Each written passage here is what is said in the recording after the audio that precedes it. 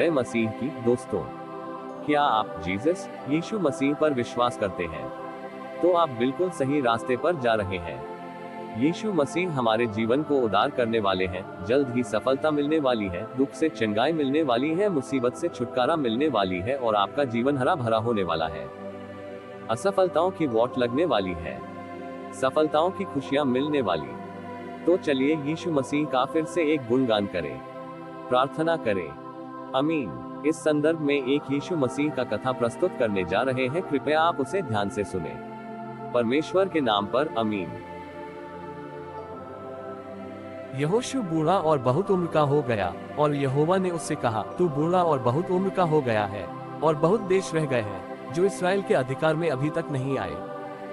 ये देश रह गए हैं अर्थात पलिश्तियों का सारा प्रांत और सारे गशूरी, मिस्र के आगे शिहोर से लेकर उत्तर की ओर एक्रोन के सिवाने तक जो कनानियों का भाग गिना जाता है, और पलिश्तियों के पांचों सरदार अर्थात अज्जा, अशडोद, अशकलोन, गत और एक्रोन के लोग, और दक्षिणी ओर अव्वी भी। फिर अपेक और एमोरियों के सिवाने तक कनानियों का सारा देश, और सीदोनियों का मारा नाम देश।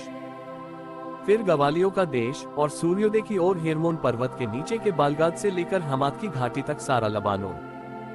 फिर लबानोन से लेकर मिस्र पोतमैम तक सीदोनियों के पहाड़ी देश के निवासी। इनको मैं इस्राएलियों के सामने से निकाल दूंगा, इतना हो कि तू मेरी आज्ञा के अनुसार चिट्ठी डाल डालकर उनका देश इस्राएल को बांट दे। इसलिए तू अब इस देश को नवों गोत्रों और मनश्शे के आधे गोत्र को उनका भाग होने के लिए बांट दे। इसके साथ रूबेनियों और गादियों को तो वह भाग मिल चुका था जिसे मूसा ने उन्हें यरदन के पूर्व की ओर दिया था, क्योंकि यहोवा के दास मूसा ने उन्हीं को दिया था, अर्थात अर्नोन नाम नाले के किनारे के अरोएक से लेकर और उसी नाले के बीच के नगर को छोड़कर दीबोन तक मेदवा के पास का सारा चौरस देश, और अम्मोनियों के सिवाने तक हेशबोत में विराजने वाले एमोरियों के राजा सीहोन के सारे नगर, और गिलाद देश, और गशूरियों और माकावासियों का सिवाना, और सारा हेर्मोन पर्वत, और सल्का तक कुल बाशान। फिर आश्तारोत और अद्रेई में विराजने वाले ओसोब का सारा राज्य जो रपाइयों में से अकेला बच गया था, क्योंकि इन्हीं को मूसा ने मारकर उनकी प्रजा को उस देश से निकाल दिया था। परंतु इस्राएलियों ने गशूरियों और माकियों को उनके देश से न निकाला, इसलिए गशूरी और माकी इस्राएलियों के मध्य में आज तक रहते हैं। और लेवी के गोत्रियों को उसने कोई भाग न दिया, क्योंकि इस्राएल के परमेश्वर यहोवा के वचन के अनुसार उसी के हव्य उनके लिए भाग ठहरे हैं। मूसा ने रूबेन के गोत्र को उनके कुलों के अनुसार दिया, अर्थात अर्नोन नाम नाले के किनारे के अरोए से लेकर और उसी नाले के बीच के नगर को छोड़कर मेदबा के पास का सारा चौरस देश। फिर चौरस देश में का हेशबोन और उसके सब गांव, फिर दीबोन, बामुतबाल, बेतबालमोन, यहसा, कदेमोत में पाक, किर्यातैम, सिबमा और तराई में के पहाड़ पर बसा हुआ सैरतशहर, बेंतपोर, पिसगा की सलामी और बेत्यशीमोत, निदान चौरस देश में बसे हुए हेशबोन में विराजने वाले एमोरियों के उस राजा सीहोन के राज्य के कुल नगर जिन्हें मूसा ने मार लिया था। मूसा ने एवी, रेकेम, सूर, हूर और रेबा नाम मिद्दान के प्रधानों को भी मार डाला था, जो सीहोन के ठहराए हुए हाकिम और उसी देश के निवासी थे। और इस्राएलियों ने उनके और मारे हुओं के साथ बोर के पुत्र भावी कहने वाले बिलाम को भी तलवार से मार डाला। और रूबेनियों का सिवाना यरदन का तीर ठहरा। रूबेनियों का भाग उनके कुलों के अनुसार नगरों और गांवों समेत यही ठहरा। फिर मूसा ने गाद के गोत्रियों को भी कुलों के अनुसार उनका निज भाग करके बांट दिया। तब ये ठहरा अर्थात याजेर आदि गिलाद के सारे नगर, और रब्बा के सामने के अरोए तक अम्मोनियों का आधा देश, और हेशबोन से रामतमिस्पे और बतनीन तक, और महनैम से दबीर के सिवाने तक, और तराई में बेथारम, बेनिम्रा, सुक्कोत और सापोन, और हेशबोन के राजा सीहोन के राज्य के बचे हुए भाग, और किन्नेरेत नामताल के सिरे तक यरदन के पूर्व की ओर का वह देश जिसका सिवाना यरदन है। गादियों का भाग उनके कुलों के अनुसार नगरों और गांवों समेत यही ठहरा। फिर मूसा ने मनश्शे के आधे गोत्रियों को भी उनका निज भाग कर दिया, वह मनश्शेयों के आधे गोत्र का निज भाग उनके कुलों के अनुसार ठहरा। वह ये है अर्थात महनैम से लेकर बाशान के राजा ओग के राज्य का सब देश, और बाशान में बसी हुई याई की 60 बस्तियां, और गिलाद का आधा भाग, और अश्तारोत और अद्रेई जो बाशान में ओग के राज्य के नगर थे, ये मनश्शे के पुत्र माकीर के वंश का अर्थात माकीर के आधे वंश का निज भाग कुलों के अनुसार ठहरे। जो भाग मूसा ने मोआब के अराबा में यरीहो के पास के यरदन के पूर्व की ओर बांट दिए वे यही हैं। परंतु लेवी के गोत्र को मूसा ने कोई भाग न दिया। इसराइल का परमेश्वर यहोवा ही अपने वचन के अनुसार उनका भाग ठहरा। जो भाग इसराइलियों ने कनान देश में पाए, उन्हें एलियाजर याजक और नून के पुत्र यहोशू और इजरायली गोत्रों के पूर्वजों के घरानों के मुख्य पुरुषों ने उनको दिया वे ये हैं। जो आज्ञा यहोवा ने मूसा के द्वारा 9.5 गोत्रों के लिए दी थी, उसके अनुसार उनके भाग चिट्ठी डालकर दिए गए। मूसा ने तो 2.5 गोत्रों के भाग यर्दन पार दिए थे, परंतु लेवियों को उसने उनके बीच कोई भाग न दिया था।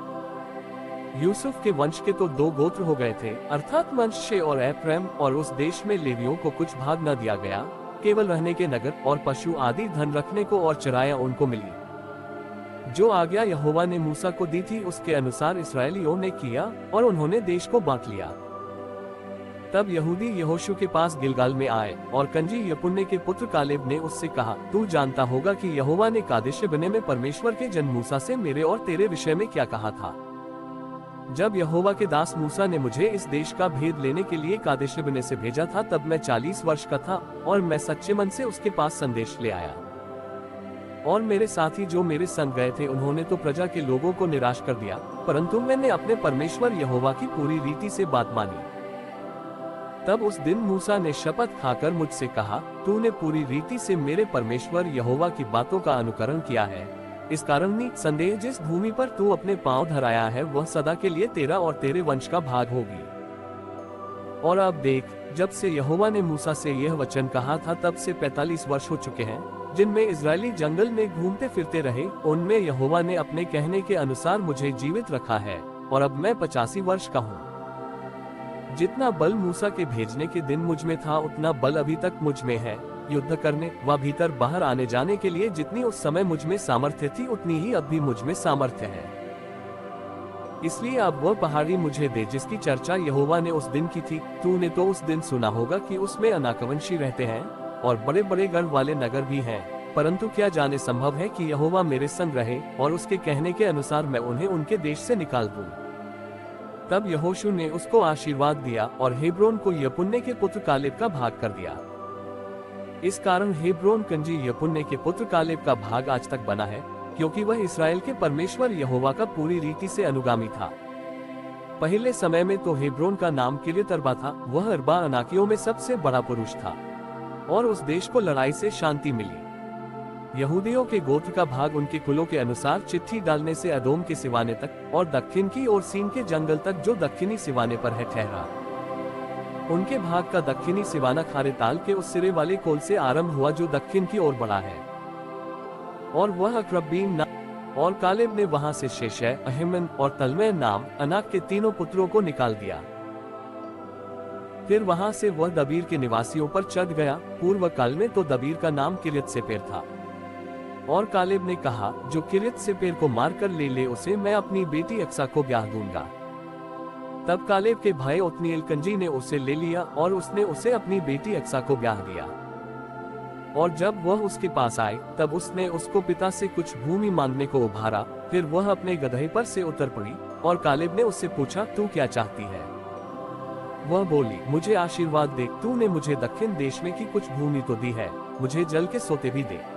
तब उसने ऊपर के सोते नीचे के सोते दोनों उसे दिए। यहूदियों के गोत्र का भाग तो उनके कुलों के अनुसार यही ठहरा।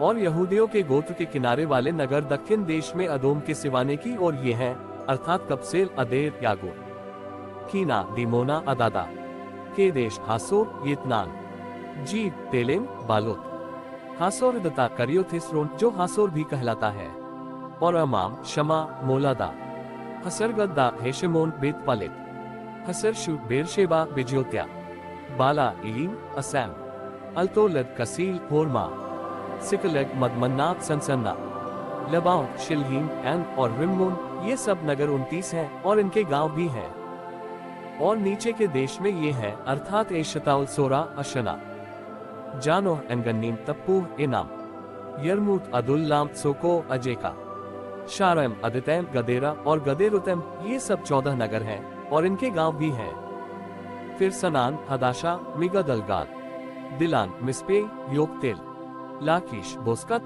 एग्लोन, कब्बोन, लहमास, कितलीश, गदेरोत, बेत दागोन, नामा और मक्केदा, ये 16 नगर हैं और इनके गांव भी हैं। फिर लिब्ना, एतेर, आशान, यिप्ता, अशना, नसीब, कीला, अजीब और मारेशा, ये 9 नगर हैं और इनके गांव भी हैं। फिर नगरों और गांवों समेत एक्रोन और एक्रोन से लेकर समुद्र तक अपने अपने गांवों समेत जितने नगर अशदोद की अलंग पर हैं। फिर अपने अपने नगरों और गांव समेत अशदोद और अज्जा, वरन मिस्र के नाले तक और महासमुद्र के तीर तक जितने नगर हैं। और पहाड़ी देश में ये हैं, अर्थात शामीर, यत्तीर, सोको, दन्ना, किरियत सन्ना जो दबीर भी कहलाता है, अनाब, एशतमो, आनीम, गोशेन, होलोन और गीलो, ये 11 नगर हैं और इनके गांव भी हैं। फिर अराब, दूमा, एशान, यानीम, बेतपूह, अपेका, हुमता, किरियत अरबा जो हेब्रोन भी कहलाता है और सियो, ये 9 नगर हैं और इनके गांव भी हैं। फिर माउन, करमेल, जीप, यूता, मिजरेल, योकादाम, जानो, कैन, गेबा और तिम्ना, ये 10 नगर हैं और इनके गांव भी हैं। फिर लहूल, बेतसूर, गादो, मरात, बेतनोत और आलाकोना, ये 6 नगर हैं और इनके गांव भी हैं। फिर किरियत बाल जो किरियत बारीम भी कहलाता है और रब्बा, ये 2 नगर हैं और इनके गांव भी हैं। और जंगल में ये नगर हैं, अर्थात बेतराबा, मिद्दीन, सकाका, निबशान, लोनवाला नगर और एनकदी, ये 6 नगर हैं और इनके गांव भी हैं। यरूशलेम के निवासी यबूसियों को यहूदी न निकाल सके, इसलिए आज के दिन तक यबूसी यहूदियों के संग यरूशलेम में रहते हैं। अगर आपको यह अनमोल वचन अच्छा लगा तो आप हमारे YouTube चैनल को लाइक, शेयर और सब्सक्राइब करें ताकि हम ऐसे ही और आपके लिए नए नए वीडियो लाते रहेंगे।